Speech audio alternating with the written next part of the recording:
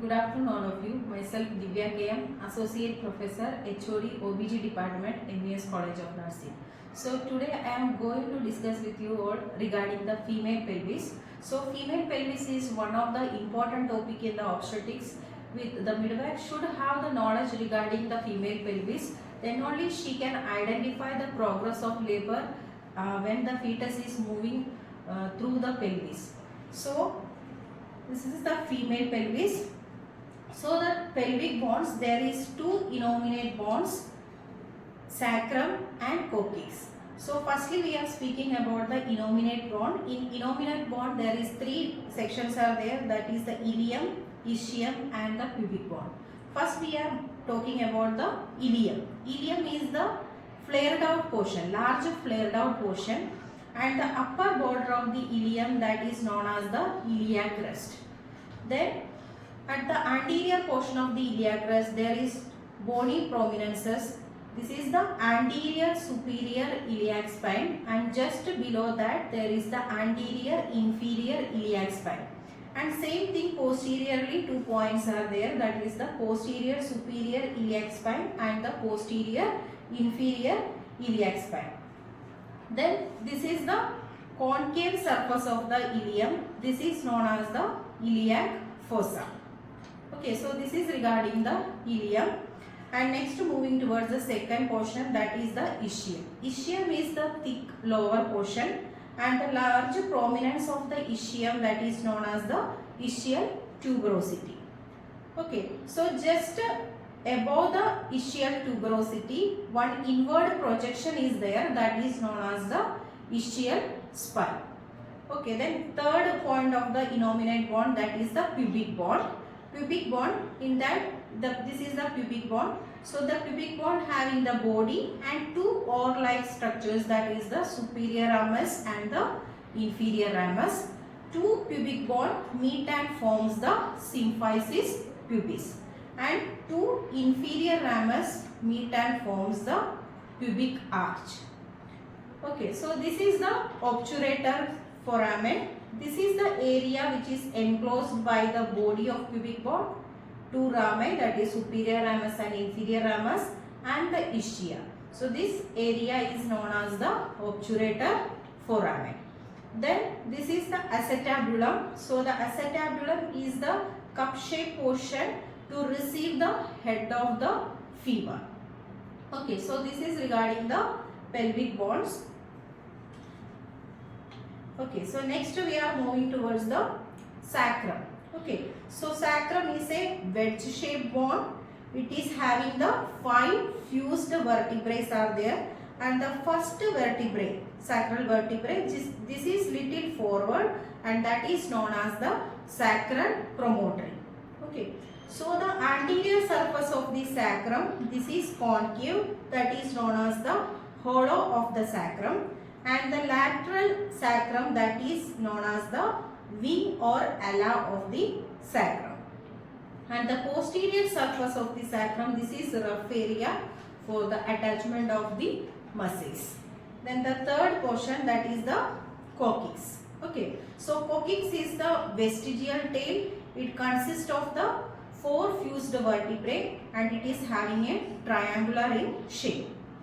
Okay, so here we complete the innominate bones, that is ilium, ischium and pubic bone, and we completed the sacrum and the coccyx.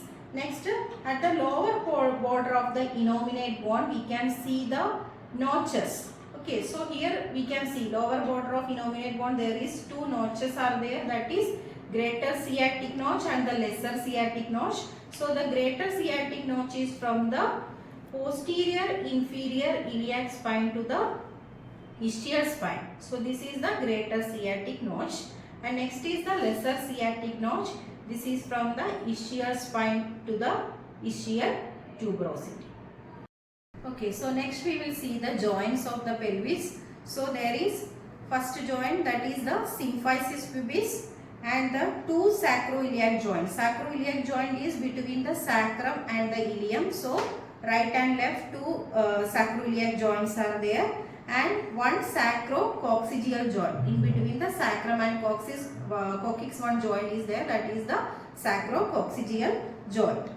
Okay, so next we will see the anatomical divisions of pelvis. So anatomical division two are there, that is the false pelvis and the true pelvis. So false pelvis is the area that is above, this is the pelvic brim. So the area above the brim and it is limited up to the level of the iliac crest. That area is known as the false pelvis and it is not having any obstetrical importance. So the boundaries of the false pelvis are, the posteriorly we can see the lumbar vertebrae and anteriorly abdominal wall will be there, and by the laterally there is iliac fossa. These are the boundary of the false pelvis. Next is the true pelvis.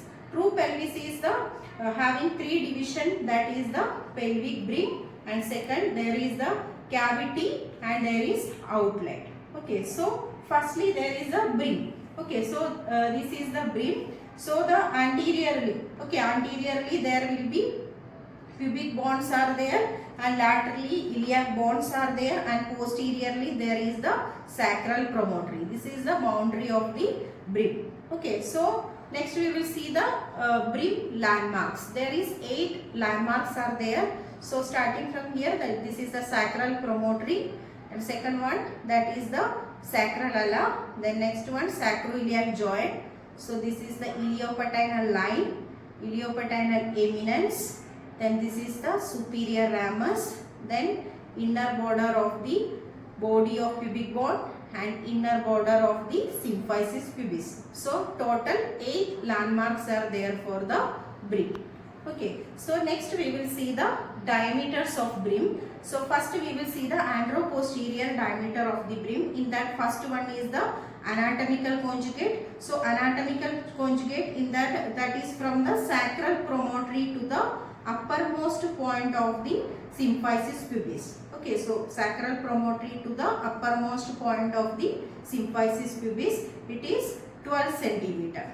Okay, so next second anteroposterior diameter is true conjugate, that is from the sacral promontory to the midpoint of the sacral promontory to the prominent bony projections in the midline on the inner surface of the symphysis pubis. Okay, so this is the true conjugate, it is 11 centimeter.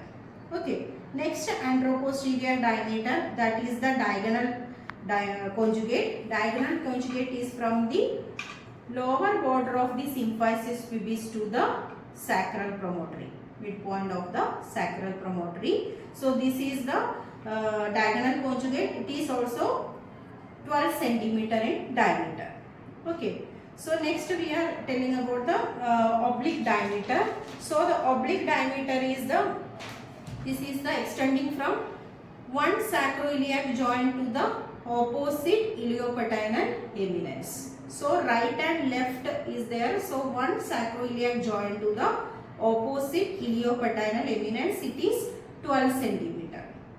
Okay. Then next is the transverse diameter of brim. Transverse diameter, that is between the point furthest apart on the iliopathinal eminence. This is the transverse diameter between the iliopathinal lines, that is 13 centimeter.